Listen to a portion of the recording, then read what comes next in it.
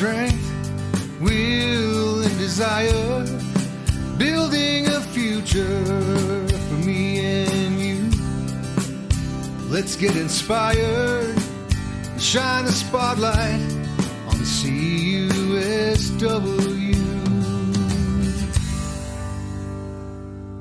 Hello, and welcome to the CUSW Spotlight Podcast, brought to you by the Canadian Union of Skilled Workers, established in 1999. CUSW has been empowering its members and shaping the future of skilled trades for over 25 years. In this podcast, we shine a spotlight on the people, stories, and values that make CUSW a strong and dynamic community. It's an exciting time to be part of this union, and we're here to celebrate the journey, achievements, and dedication of skilled workers. So turn up the volume and let's get started.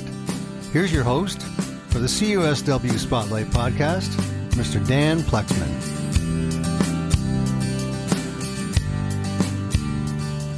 Hello, everyone, and welcome to the CUSW Spotlight Podcast. We have one of our good friends and our fellow CUSW members, Shannon and Veitch. Hi, Shannon. How are you today? Good, Dan. How are you doing today? I'm doing really good. Shannon and I, for the viewers at home, we met probably in 2017, 2018. It was at one of our CUSW conferences. And since then, we made an immediate connection. Next thing you know, we're working together for years and years. It's pretty cool. Shannon, could you maybe tell the viewers at home a little bit about how are you part of the CUSW family?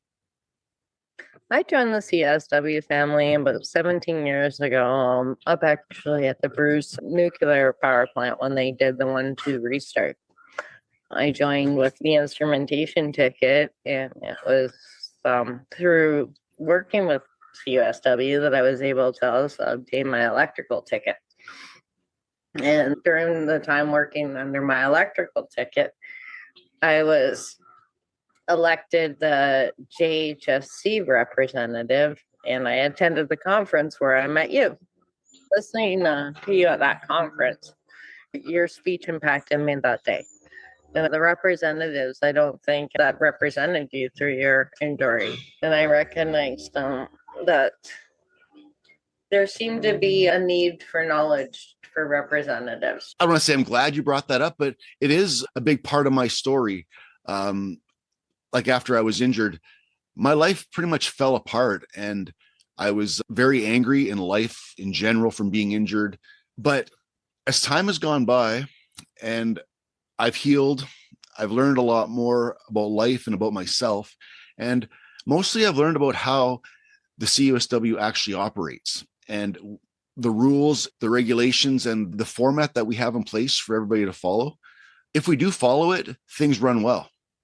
But when a few of us don't, it changes things a lot. And that's where I had my biggest issues. Well, the unions really come like quite a distance for the representatives and support of the representatives over the last couple of years. It's definitely steering in that direction to more support for representatives to support members.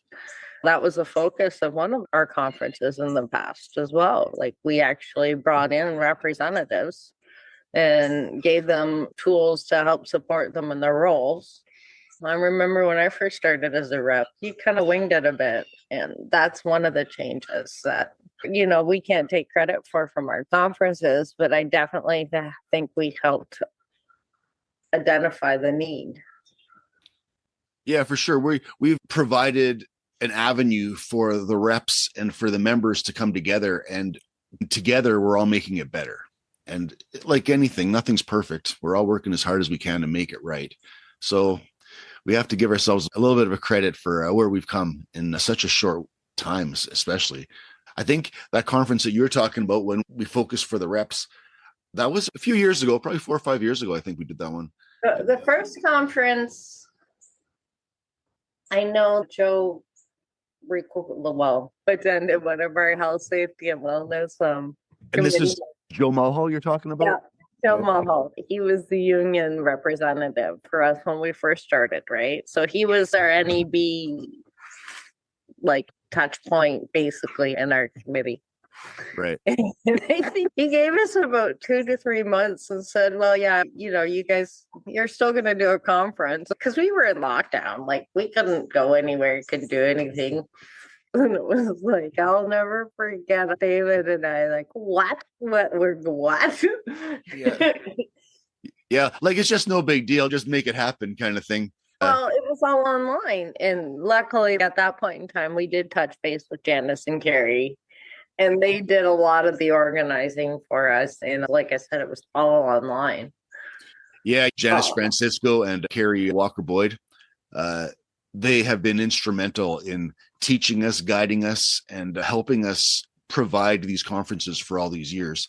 And as the years have gone by, us as a committee, like the 9 of us, we've really been under their wing. And the last few years, I'd say, our span is getting a little bit broader on our own. Even though they're with us, we're actually flapping our wings ourselves. It's pretty cool.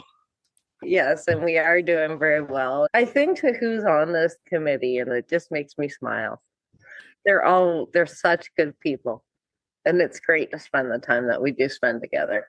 It's true. We get together, we do a lot of hard work. It's just refreshing to be able to participate because you want to, not because it's just like, oh, I got to do this. It's like, no, we want to go. It's fun. Let's get into the nitty gritty about our conferences. We've been developing these themes over the past few years. And like you said, one of our conferences was focused on the representatives. We've had a bunch of really good themes like improving our mental health, 5 minutes of empathy. Well, the year after the representatives, that's when we included the families. That's when we decided to kind of change it a bit. Yeah. And we offered weekends with their entire family, because the feedback I was hearing in the field when I was asking people why they don't go, like, why don't you attend these events? And when people are working 10-hour days, even 4 days a week, if you're an hour away, even though you can be home, that's still 12-hour days. Yeah, that's half of your entire day that you're missing out on. And like of those 12 hours, you're sleeping 6 of them and eating and maintaining a house for a few of those other hours. And what do you have left? 1 or 2 hours in the evening to spend with your children or your family? Yeah.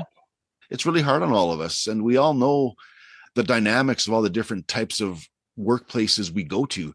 Some of us are driving an hour and a half. Some of us are driving actually 10 hours to get to work. And you spend more time with your fellow workers than you do with your family. And some people don't get to even go home on those 4 days. So on a weekend, you ask them to leave their family again and attend our conference.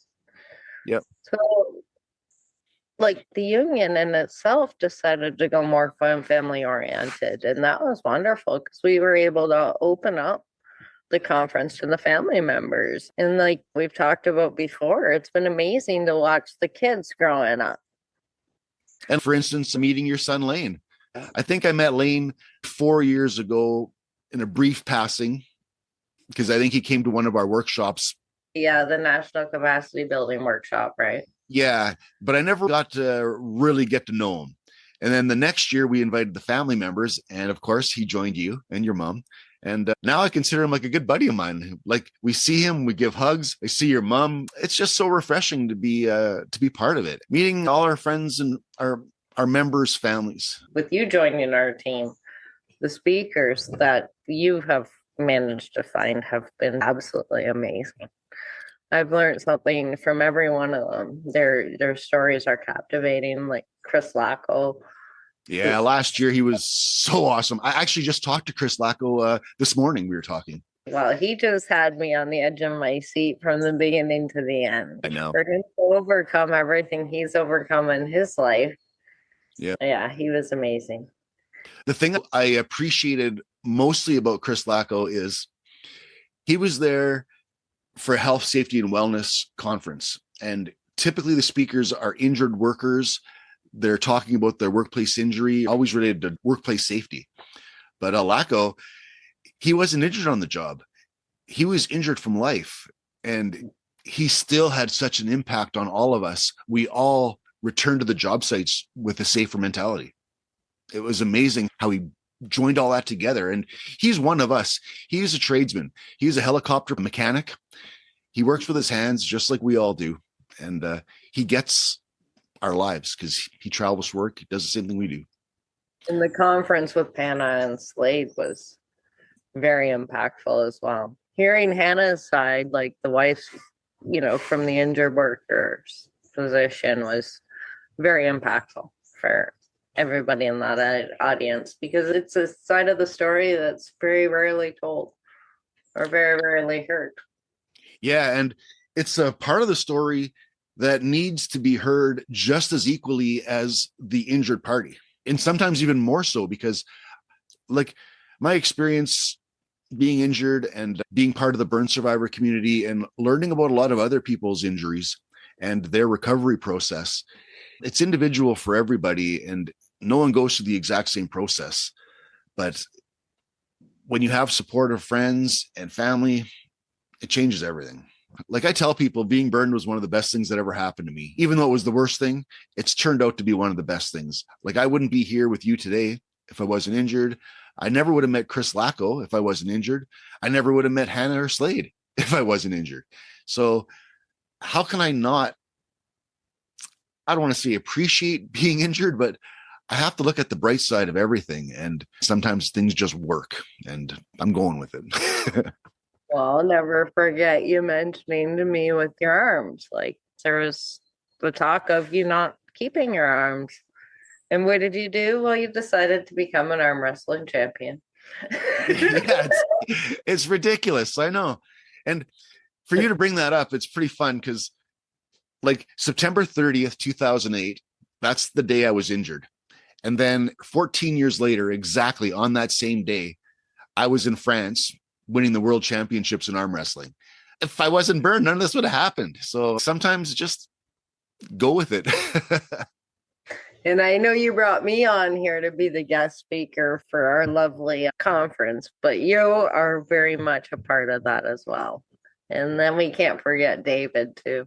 Oh yeah. The work David Alvarez does for us, the energy that Dave has, it's ridiculous. I don't know how he does everything he does in one single day. And we're also lucky to have such a kind and caring individual being the chair of our committee, because he really is the glue that draws us all together. Yeah, he is. Everybody in our committee serves a specific purpose. We all do a specific role, and those roles all overlap and intertwine with each other. It's just a really cool functioning unit that we do have with our committee. We've put out some really good conferences. Yeah, kinder and better when we're together. That was another theme for one of our conferences. That was, I think, post-pandemic times, and the need to get together physically and hug each other and be in the same room and feel the warmth is so much better than looking at each other on a computer screen. And that 5 minutes of empathy as well. Yeah, exactly. I've heard the same responses about that theme compared to us involved in the family members, where there's been outsiders that aren't CUSW members or directly involved with CUSW, but we have a lot of colleagues that are different businesses and organizations. And those people who have been to our conference, they all said, we've never, ever been to a conference that has empathy as the theme.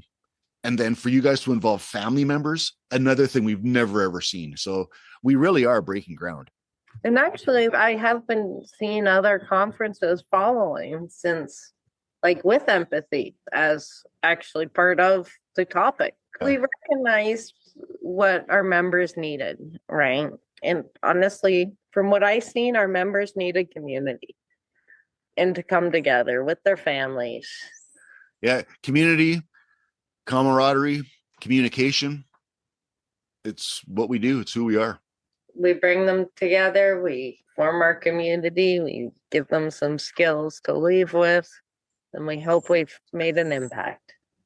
Yeah, exactly. And these training initiatives in our conference programs, some of the insights from the members, the keynote speakers that we bring them in for a specific reason, and that is to promote the theme of the conference for each year. And before we come up with this theme, we talk about it and we look at the world in general, what's going on in the politics, what's going on in the industry, geographically, economically. We try to take all that into consideration to build each theme for every year. It's not an easy task. We're trying to represent everybody here and bring something to the table that everybody can take home and go to the job site with that. I think we are doing a real valuable service, and I truly believe we are saving lives by running these conferences every year. No joke. No, I've been approached after quite a few of them, and we made a difference. I know we have from some of the feedback. For sure. And I'm going to bring up a more serious topic just because it came to mind as we were making these last few points, where one of our conversations we had the last couple of years from some of the members is bringing in the subject of suicide. And a couple of years ago, one of the attendees mentioned that suicide is the number one cause of death amongst construction workers across North America. And that blew my mind. I was always thinking it was first responders, police officers, firemen, paramedics who are seeing the worst of the worst and picking up the pieces of the worst. I am amazed for the suicide rates for construction, right? That one is, well, to find out that the highest rate of suicides is in construction workers is. Yeah, like I never would have thought of that. And it's one of those topics that needs to be discussed, but it's so sensitive. It's really hard to approach it, and you don't know what angle to approach. Yeah. Well, the themes of our conferences have always kind of covered around the mental health, giving people the information for prevention. Yeah, exactly. That's why we involve the 𝗏𝗏 Health and so many other organizations to give support to our members and our family members. For instance, our policies with the CUSW, they totally align with our values and beliefs and the focus of our union in creating a better, a safer, and a more comfortable workplace for everyone, emotionally, psychologically, and physically, obviously. Well, for the health, safety, and wellness policy, it's the first policy I've ever seen which includes mental health. Really? I never actually realized that. Yeah, most of the workplace policies, when you start looking into their health, safety, and wellness policy, they don't include mental health for most workplaces. Wow. I think about CUSW, and I've never heard anywhere emotional health and psychological health until some of our CUSW conferences. And it just makes so much sense. We're not just a physical being. We're mind, body, spirit, everything. You never bring your healthy physical self to work unless your emotional self is backing it. They all go hand in hand, definitely. You can't have one without the other. Kind of like that overlapping of our roles within the CUSW committee. It's the same thing with work balance, home balance. It's just life balance, which goes along with one of our recent conferences where we're talking about living on the level and empowering our life balance. Which we also found was much easier to do when we've got friends to help you. Yes. Number one thing, ask for help, get support. It's so much easier to do with somebody who's already been there, and finding people who are trained, educated, and experienced. You just can't pull that out of your back pocket and do it on your own. It's available to us in so many different avenues. It doesn't make sense if we don't take advantage of it, to be honest, if you think about it. We've got quite the good list that we've acquired over the years, too. We're glad to provide any member who approaches us. Exactly. I truly believe one of the main functions and the reason why we have these conferences to make this stuff available and known to the members. A lot of this conversation just doesn't happen at work because you're focused on the job. You're focusing on producing and doing what you need to be done. You're not thinking about learning how to be emotionally safe at work when you're at work. But when you go to these conferences, you're stepping back from your real life and saying, whoa, I can actually apply what I'm learning here to work, and I can actually apply this to my own home life, and my kids can learn from this too. Is there anything on the forefront that you're looking forward to, or are you just kind of getting ready for the next conference? Well, basically, we're getting ready for the next conference. Yeah, it's true. As soon as one ends, the next one is already in the process of being built. And if you don't believe me, join a committee. You guys will see what we're talking about. We want you to join a committee. Come out and participate, contribute. We want you here. Questions are coming up for all the committees. Yeah, even if you don't think you have anything to offer, or you've never really been in a position or been part of any type of committee, just raise your hand and observe it for a little while and see what it's all about. Then make a decision. There's no pressure with us. Yeah. Shannon, this has been a fantastic conversation. Before we part ways and dim the lights on the CUSW Spotlight podcast, I'm just wondering, is there anything that you would like to share with the viewers at home pertaining to the conference, pertaining to life? Anything you want to share? Well, I know I have seen some of you at our annual conference in the past, and I'm hoping that this reaches some newer viewers, and maybe we can get some people who have never attended one of our conferences before to attend, because everybody does leave with something. We try and tailor them that no one walks away thinking, I wish I never would have attended. Yeah, exactly. And you just reminded me of the last conference that we had. I think we had 30% new attendees, and that is pretty substantial compared to not having that many new people joining the conference. And just like you said, having all this fresh blood and these new insights and new eyes looking at the conference, we're getting such awesome feedback that it's just a new perspective. It's great. Yes, a lot of new people attended. It was great to see. People really look forward to it. Yeah, I do every year for sure. I do as well. Yeah. Well, Shannon, I think that is a wrap. I think we've had an awesome conversation. And on behalf of the CUSW Spotlight podcast, I would personally like to thank you for being a member of the CUSW and for being a substantial contributor to our yearly Health, Safety, and Wellness Conference. Thank you. Thank you very much. And for the viewers at home, before we wrap up the show and turn the lights off for the CUSW Spotlight podcast, if you want to contact Shannon Veitch, contact myself, maybe you want to be a guest on the show. We want to hear from you. We want you to be part of the yearly conference. So check that out as well. You can go to the information page at the end of the show, and you can find the links for all of the past conferences. Check it out. It's valuable information. Thanks, everyone. And thanks for joining us at the CUSW Spotlight Podcast.